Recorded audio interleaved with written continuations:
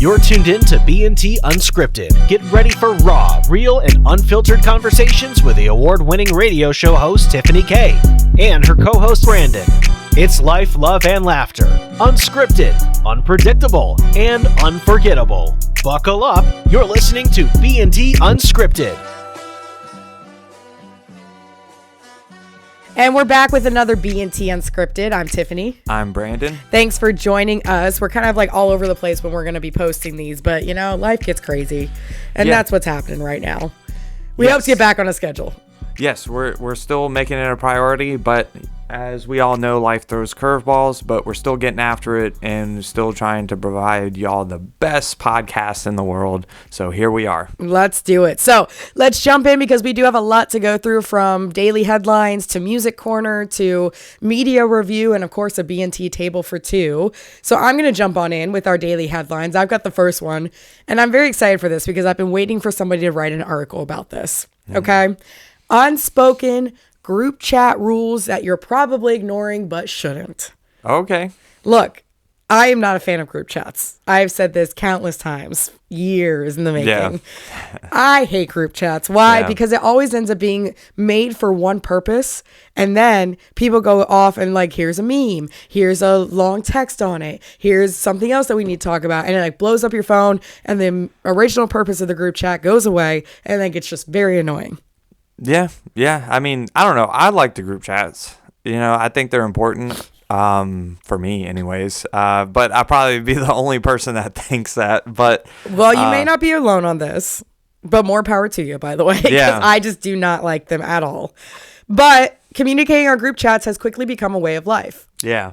From we used to use email to the phone to talking in person. Now we use platforms like iMessage, WhatsApp, or Slack to coordinate not only a night out with friends, birthday parties, but even work projects or to discuss different things going on in our lives, right? Yeah. However, group chats have exploded in popularity because of their informality. That also creates a little bit of a challenge, meaning what are the informal rules? Okay, what are the rules that we should all be following in group chats that nobody ever does? And maybe this will actually help me like group chats a little bit more. Maybe. I can't promise it. But here's what we're going to go into. And these are from experts, tech experts. Okay, experts, you know. I don't know if there's such a thing, but these are tech experts, okay? Right. Now, the first thing they talk about is think before messaging. Okay? Yeah. Etiquette is always based on the idea of care and consideration for others. So think about, for example, not wasting other members' times by asking questions you can easily get the answer from Google. Yeah. Which is so true. These group chats are not meant to give you answers to things unless it's specifically like, here's a birthday party time or something. But if you want to know what the colors are on the American flag, go to Google. Yeah. Okay? Yeah. We don't need to be putting this in our group chat. Number 2. Okay? So we talked about think about it. Think about what the group chat is about. Don't get angry if someone doesn't respond to your messages in a group. Yeah. No one is obliged to do so. If you really need an answer from someone specific, better to send them a direct message. Exactly. Or call them. And especially if you're only trying to get one person's opinion, don't put it in the group message. Yeah. Just call them. Yeah. It's the stupidest thing in the world to me. The next part of that goes along with, before sending a video, picture, or meme of any content, analyze if the material is necessary to the group chat. I feel like this is okay. What? All right, I'm gonna be very opinionated on this. I feel like this is just way like too like in depth. Like, if you want to send something. You know, obviously, you know, make sure you double check everything. If you got to send it to just one person, just send it to them. I feel like that's very common sense. You would think so, but it's not. Huh? You would think so, but it's not. According to the experts? According to the experts. Oh, to the group chat experts? Hey, look, I've been part of group chats where it happens that way too, and it's annoying. Okay? This is why I'm talking about this, okay? Yeah. The next lesson, aim. Remember the aim of the chat. So remember the chat's group purpose. So for those who create a specific chat with a practical function, maybe it's for work, don't share personal stories or baby pictures in the work chat. It's for a work purpose. What if you're close, like military or something? Send it. Or first responders. That's a whole different thing. Yeah. Okay. But if it's like a corporate work chat, Yeah, and they you probably want one don't. person to see a baby picture, send it to them. Yeah, not to sound mean, but they probably don't care. They don't care. Okay. But it's kind of pretty obvious. In a business chat that's business related chat, don't send personal stuff. Oh, yeah. In a personal chat, refrain from sending work stuff. Yeah. Yeah. Keep it in your mind, right? Consider the size of the group. Do you need to respond to every message? No. Don't be that person who says thank you to every single message, because then it just ups the count. Like I because I have like that guilty conscience. Yeah. Like, man, I gotta respond. Because sometimes I don't like when people don't respond to me. I'm like, they hate me. I don't. I'll react to it. On iPhones you can like thumbs up or something like that. Yeah, I try to do that more. But now. I will not respond. I will tell you what. I'm part of a couple group chats, and the only one I respond to is if it's you and me and like a family one. Yeah. I'm part of 5 other ones. And I never respond to it. Yeah, I have like a gamer group chat with all like the military buddies and stuff like that. So, we send some crazy memes and stuff like that. So it's fun. Yeah. Well, that's different though. I feel like that's the point of your chat. Yeah, or like to say, hey, we're gonna log on if anybody wants to join. At least you're going with the aim of the chat. Yeah. Right? Yeah, that makes sense. Yeah, I guess you're right. Next up, less can be more in chats. So chat messages should be short and sweet. You should not be sending a book within a chat message. Do not send a 7-inch long unformatted message that nobody wants to read in the first place. Yeah. Not worth I it. agree with you. Not worth it. But I feel like this is like overly complicated. No. No. And then I will say this one's we need to move on. This one's a little bit overly complicated, okay? Yeah. They even went into how to properly leave a group chat. Now, here's the thing. If you're getting annoyed with a group chat, but you need to be part of it for something, just mute it and look back at it when you have time. Sometimes I'll do that. You can mute it. But don't be afraid to leave the chat if you really don't need to be a part of it. Just leave. You don't need to ask permission. You don't need to be like, guys, this isn't what the group chat was about. Oh, yeah. And start drama. Literally, just leave. Just start beef with everyone, then Right. leave. I feel like that's You're what we see cool. more You're often. cool. I don't like you. Goodbye. And then they lose their job. So those are your unspoken rules for group chats. Well, I'm sure, like, if you leave, like, a corporate group chat, like, someone's going to, like, start some drama and be like, oh, I saw that you left the group chat. We need to talk 1,000%. about that. And you get a message from HR. That, they're like, hey, we need a one-on-one meeting. We need a one-on-one. Okay. Or realistically, if you're leaving a corporate group chat, that probably means you got fired or you quit. Yeah. Let's be honest here. Most likely. Now, I will say it's funny because the reality show Secret Lives of Mormon Wives I watch? Yeah. They've had so much beef over group chats that it became part of the show. Of people leaving and not leaving and like all this stuff. It's hilarious. It's like, I don't know. It's crazy that people put so much power or weight to it. Like, oh, it's a power move. They're doing the better thing. Yes. Or like they're proving a point by leaving a group chat. Dude, can you imagine like how crazy that sounds? Like if you went back to like the 90s before like social media and like the really like evolution of like the smartphone. Yeah. Like, can you imagine telling someone from like say our like when we were growing up, like 1990s, like, hey, I'm gonna leave the group chat. I hope that hurts your feelings. They'd be like, okay. I don't even know what that means, but all right, dude, I'm gonna go ride my bike to the basketball court right now. Enjoy life. Right, exactly. So maybe the lesson here is don't put so much weight into your group chats. It's not gonna affect your life that much either way. I've been thinking about that recently. I think we put so much weight on like the little things, like a group chat and how that hurts people's feelings. I'm like, dude, everyone's got feelings. I don't care who you are. You might be the toughest guy in the world, Delta Force, whatever. Yep. People got feelings. Yep. All right. But we don't have to, we can choose what we care about. Exactly. You know what I mean? We can choose what we let like, affect not us a at group that point. chat. Exactly. Like, who cares? Yeah. But then we wouldn't have the Secret Lives of Mormon Wives. Just saying.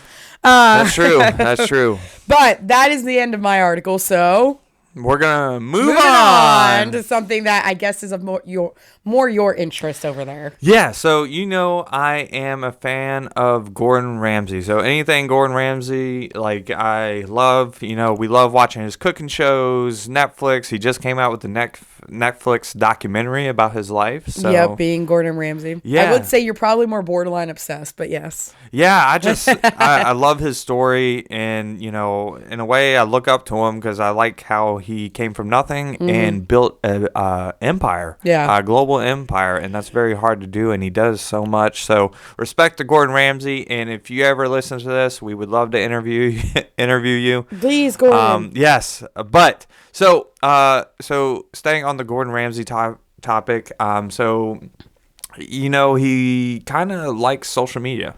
He does. He's a big fan of it. Yep. So, this article kind of goes into like, does he approve of like social media use and like influencers and stuff like that? And I think social media replaced traditional critics. Oh, 1,000%. So like specifically for restaurants. 1,000%. Like that's the way that we get our information of what's the new restaurant we need to go to. No one's reading the article; they're watching the video. Oh yeah, and restaurants don't really fear the Michelin inspectors anymore. They fear bad TikToks or social media posts, right? Understandable. So to be honest, like it goes back to like, man, it's so crazy to say that like influencers can build or destroy you overnight. Like how powerful social media is. Gordon Ramsay understands the shift instead of fighting it. So he's using it for his advantage. Good for him. Pretty much the old gatekeepers lost power. The old traditional critics. You also have to think like social media can get around the world in like 0.1 second.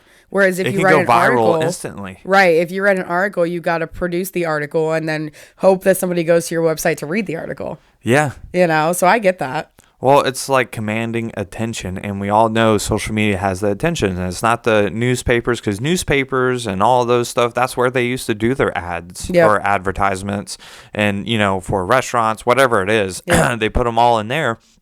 But now it's all social media based, and one post could send you to the top.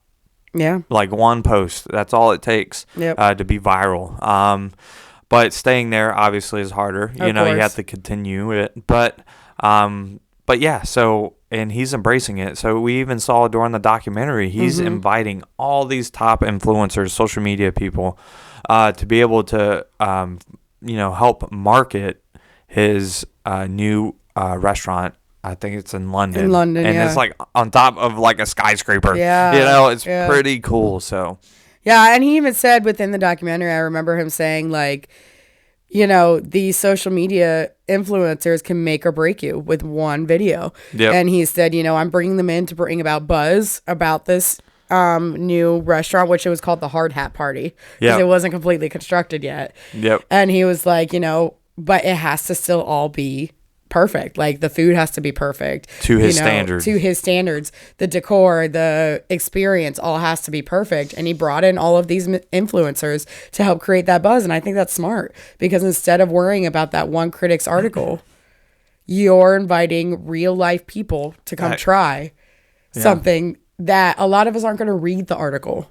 Yeah. A lot of us don't even know what Michelin stars are. Let's be honest. I had to look up how many Michelin stars a restaurant can get. It's 3, we looked it up. We didn't know. Yeah, it was 3 of them. Yeah. Versus, this TikTok content creator has like 1.3 million followers. Yeah, I'm going to listen to them.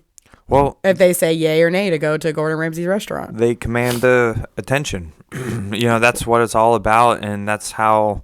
even one viral post, like I believe there was one person that went to Applebee's trying like an appetizer, and it went viral, and Applebee's appetizers went up so much, like percentage wise of people asking for, whatever, Yeah. Well, I think it's pretty cool. And also, if you're opening your own restaurant or business or something like that, keep that in mind. That's have the way to use social media. Like, you have to embrace it because, it's going to obviously be here whether we like it or not, just like AI. You know? So exactly. We got to embrace it and, try to learn it before we become outdated. We already are, let's be honest. But maybe, yeah. We all already are. By the time one video goes up, 2 seconds later, you're out there. Oh, yeah. You buy a new iPhone, and it's like the next one just came out. You're like, I just bought next week or something. It's like, I spent $1,200. Why? Yep. Well, thank you for sharing that. Good story for Daily Headlines. And now it's time to moving on to our music corner. And I've been so excited about this article, about this news since did I tell you about it Saturday? I believe so. Sunday, something like that. Thomas Rhett and his wife Lauren are now parents of 5.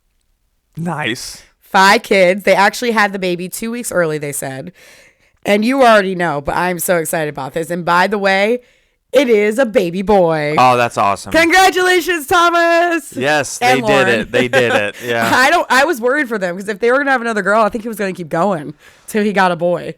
Yeah, I mean, he's going to have to be touring until he's like 60. That's true. He got all those weddings to pay for at this point. But yes, they did have a little baby boy. The couple announced the birth of baby boy on Friday with a joint social media announcement saying that he was born last week. The announcement reads, "Oh my goodness, our hearts are just in a big old puddle with this precious baby boy. And here is the name." Okay? Yep. Brave Elijah Atkins. Aren't they from Atlanta? Aren't they from Atlanta, Georgia? I thought they were from somewhere south.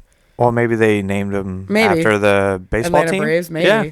That's kind of cool. I mean, kind of cool. Here's the thing. I've loved all of their other names for their kids. This one I'm not necessarily behind. Yeah. Like Willa Gray, Ada James. Yeah.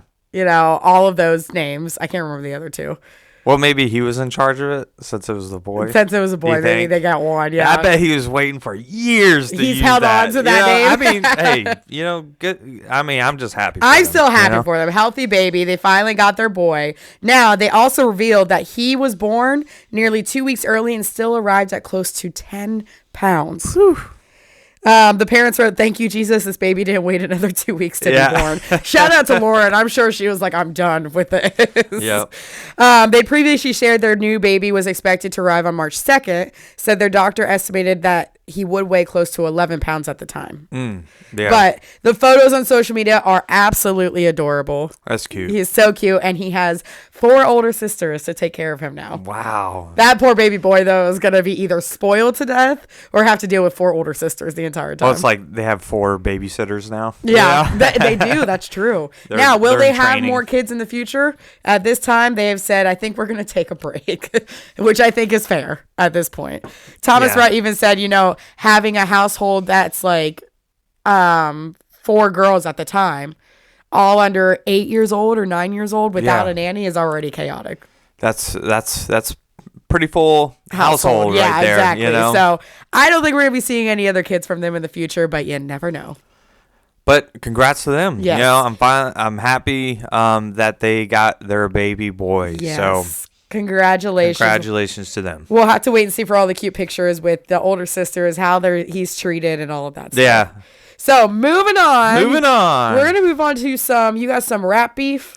Yeah, I am a hip-hop rap person. Yes, you are. 50 Cent. Of course. Everybody knows 50 Cent. T.I., right? Of course. Yep. You can have whatever you like. Yeah, you know that song, right? Of course. So they both, and we all know 50 Cent loves to instigate stuff on Instagram and social media. I think he just gets bored. Yeah, I think he just gets bored, and I think he's embracing, like, what do you tell me about, like, bad news or good news? It's still news. Oh, yeah. We always say for a headline, it doesn't matter if it's bad or good.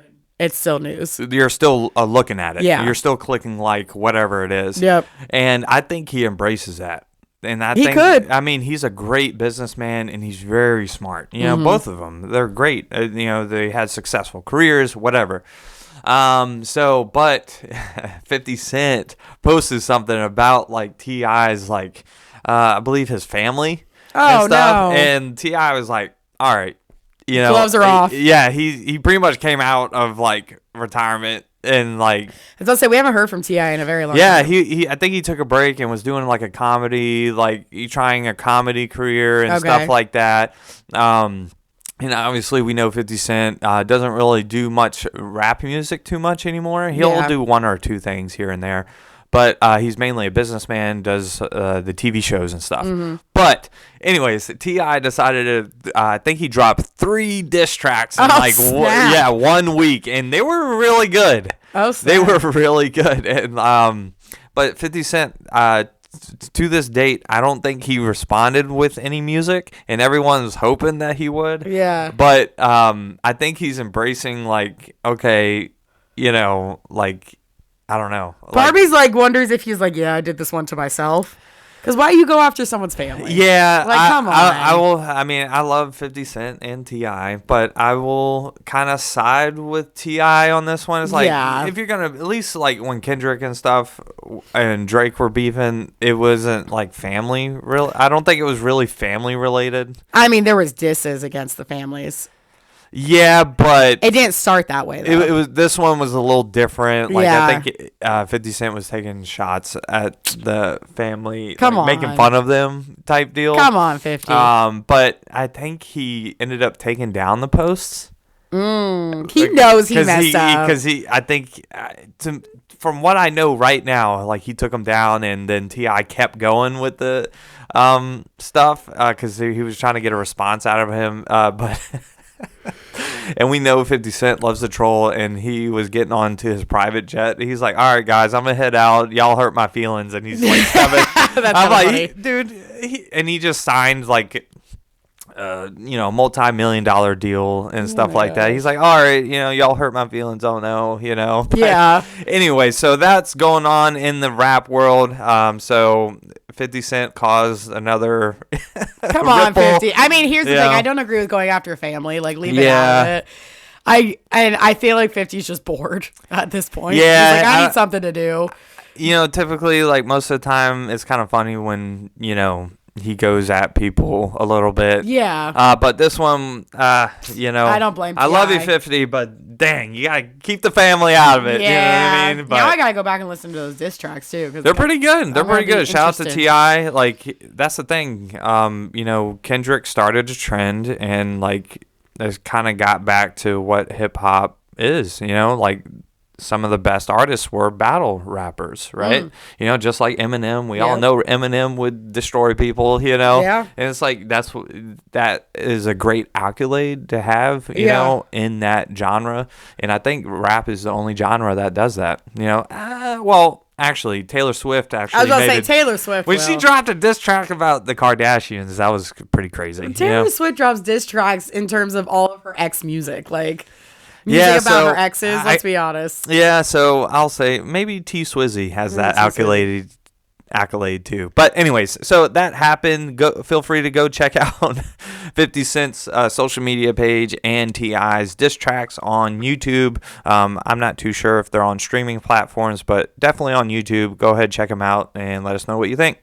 Love it. And moving on. We're about to wrap up this show.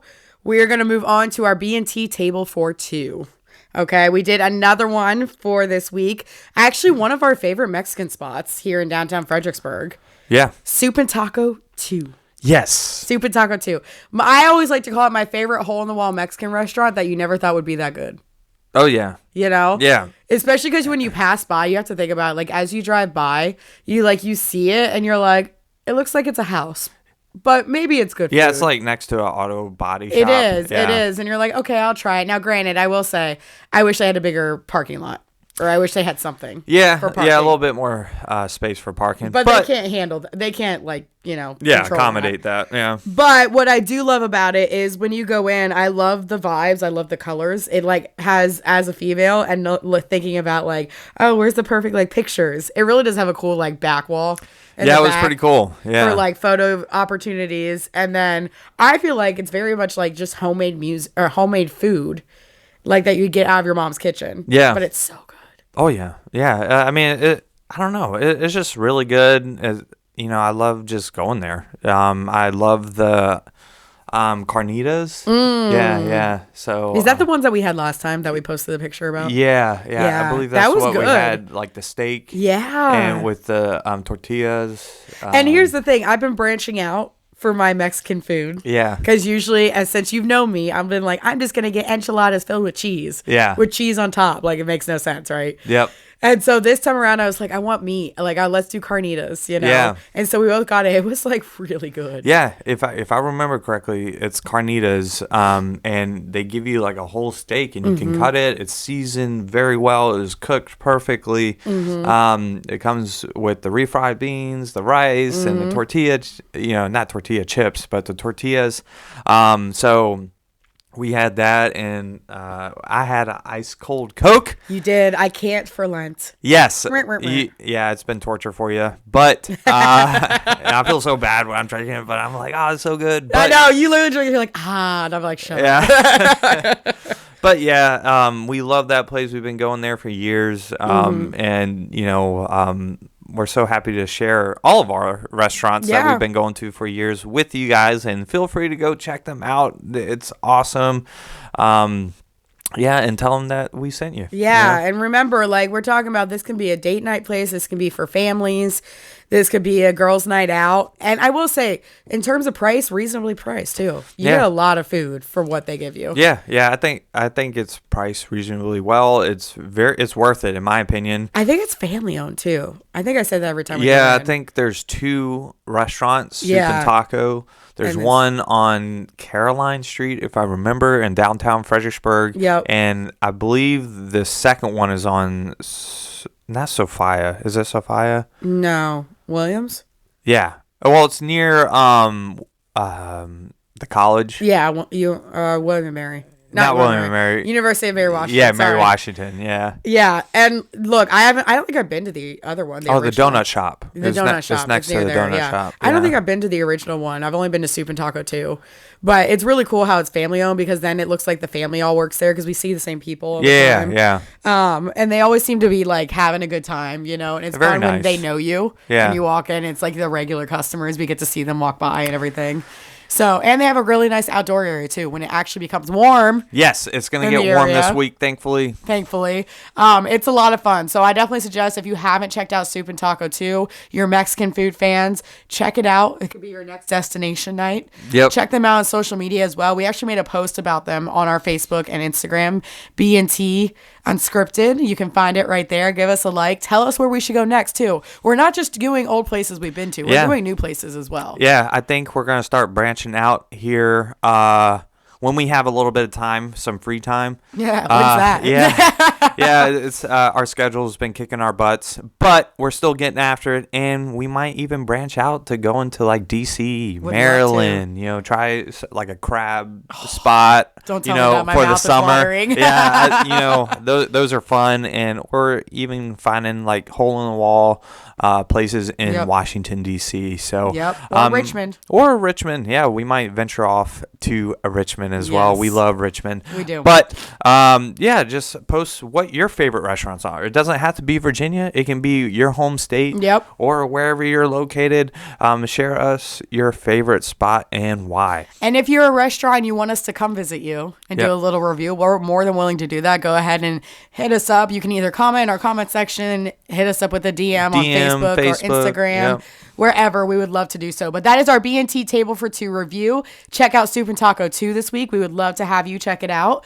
And then follow us Facebook, Instagram, TikTok, YouTube, Spotify, Apple. As we wrap up the show, we want to thank you all so much for sticking with us. Yes. We love you guys so much. Please remember to share, like, subscribe, follow, all the things. Oh, yeah. And we will be back with another episode. We got some weird news to go over. Yep. We got some Resident Evil to talk about. Yes. We got some Scream 7 reviews to give you. So we're going to talk about all that stuff on our next episode. But again, thank you so much for being with us. We love you guys, and we hope you have a great week. See ya. Bye.